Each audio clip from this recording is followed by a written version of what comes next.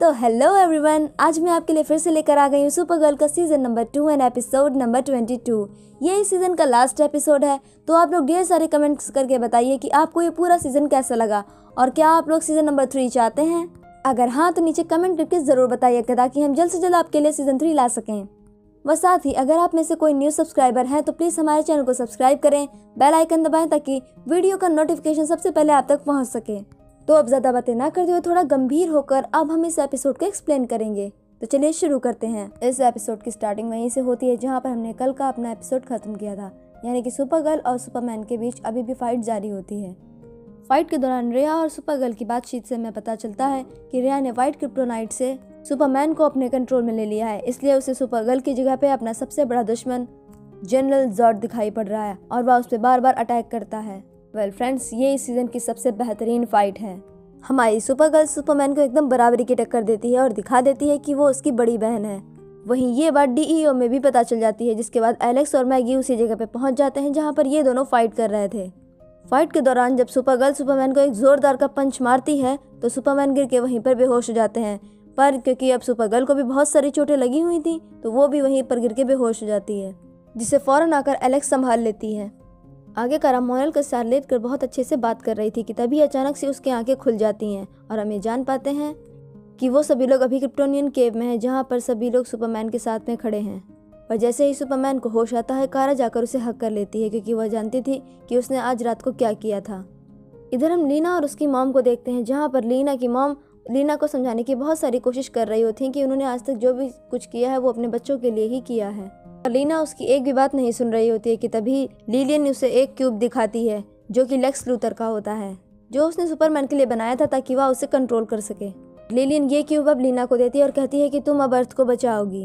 अब इधर आगे हम क्रिप्टोनियन केव में देखते हैं कि ये लोग रिया को हराने के लिए अपने क्रिप्टोनियन टेक्नोलॉजी से डेक्सम के बारे में कुछ जानकारी देख रहे होते हैं कि तभी सामने की स्क्रीन पर एक पॉइंट होता है जिससे हमें पता चल जाता है कि ये लोग डेकम और के बारे में बात कर रहे हैं। ये एक तरह की फाइट होती है जिसके दौरान अपोजिट साइड्स कभी एक दूसरे की फैमिली या फिर शहर के ऊपर हमला नहीं करती हैं और अब इन लोगों के पास यही एक रास्ता है ताकि ये लोग रिया को हरा सकें। डेकम और के बारे में जानने के बाद ये सभी लोग डीईओ आ जाते हैं जहाँ पर विन सुपरमैन को देखकर बहुत ज़्यादा नर्वस हो जाता है क्योंकि वह सुपरमैन का बहुत ज़्यादा बड़ा फैन था।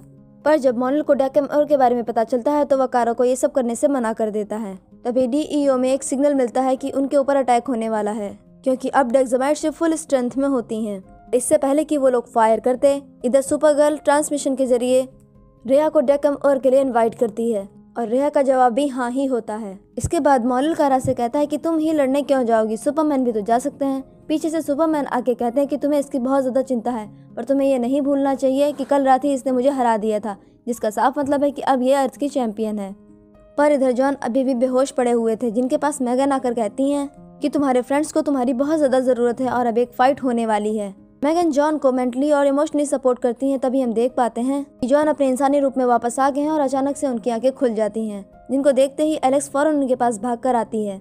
जॉन एलेक्स से मैगन के बारे में पूछती है तो वो कहती है कि वो अभी भी मार्स पर है, वो यहाँ पर नहीं आई। जॉन को ठीक देखकर पूरी टीम बहुत ज्यादा खुश होती है। उसके बाद सुपर गर्ल और सुपरमैन कैट ब्रांड से मिलने चले जाते हैं अपने असली इंसानी रूप में, यानी कि कारा और क्लार्क बनके। कैट से थोड़ी बहुत बातें करने के बाद में दोनों फिर लीना और लिलियम से मिलने चले जाते हैं। वहाँ पर लीना इन्हें उसी क्यूब के बारे में बताती है जो हमने पहले देखा था, पर इस बार लीना ने उसमें थोड़े से चेंजेस कर दिए थे जिससे डेक्सामाइट लोगों के लिए धरती के एटमॉस्फेयर में सांस लेना मुश्किल हो जाएगा और फिर उन्हें हर हालत में धरती को छोड़ना ही पड़ेगा।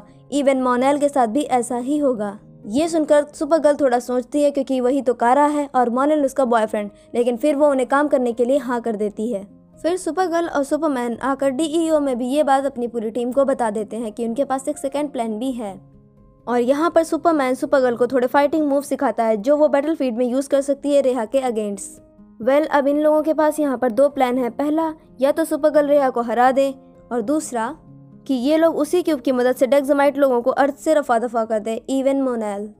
पर कारा पहले वाले को ही चुनती है क्योंकि वो मोनेल को यहाँ से नहीं जाने देना चाहती। अब आगे बैटलफील्ड में सुपर गर्ल वर्सेस रेहा की फाइट हो रही होती जहाँ पर रेहा सुपर गर्ल पर भारी पड़ रही थी, पर हम तो रेहा को जानते वह कितनी षड्यंत्रकारी है।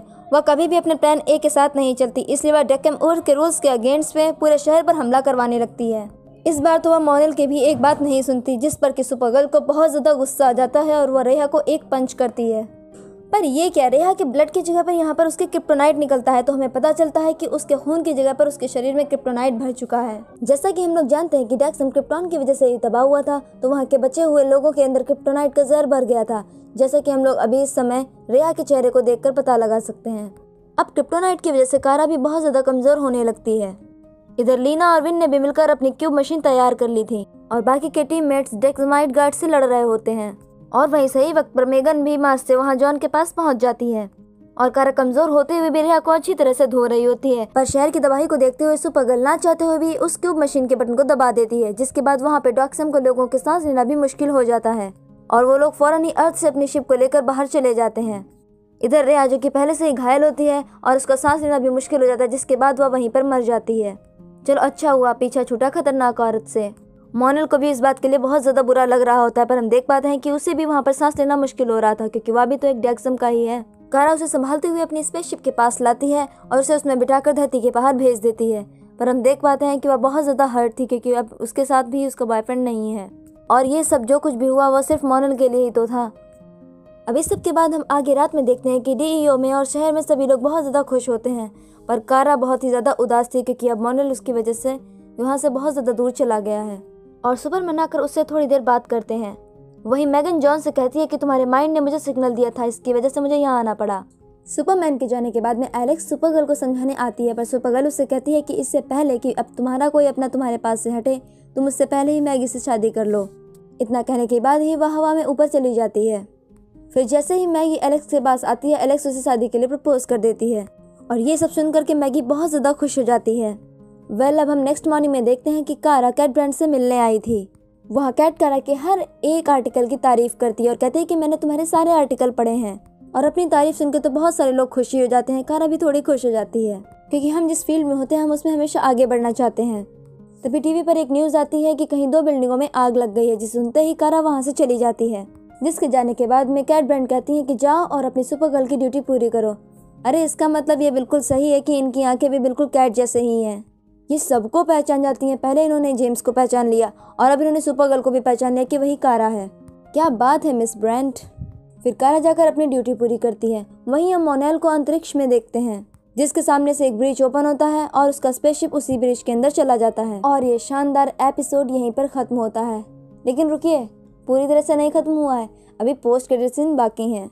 एपिसोड के लास्ट में हमें 35 साल पहले का क्रिप्टॉन दिखाया जाता है, जहां से सुपरगर्ल को बाहर भेजा जा रहा था ताकि वह अपने कजिन का ख्याल रख सके, यानी कि हमारे सुपरमैन का।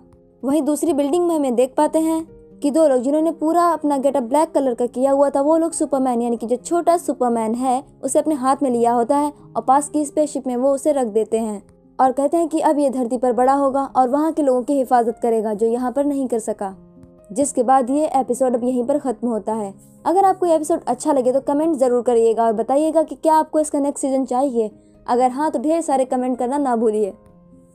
अगर वीडियो कहीं से भी अच्छा लगे तो लाइक ज़रूर करिएगा और अपने डीसी फ्रेंड्स के साथ शेयर ज़रूर करें।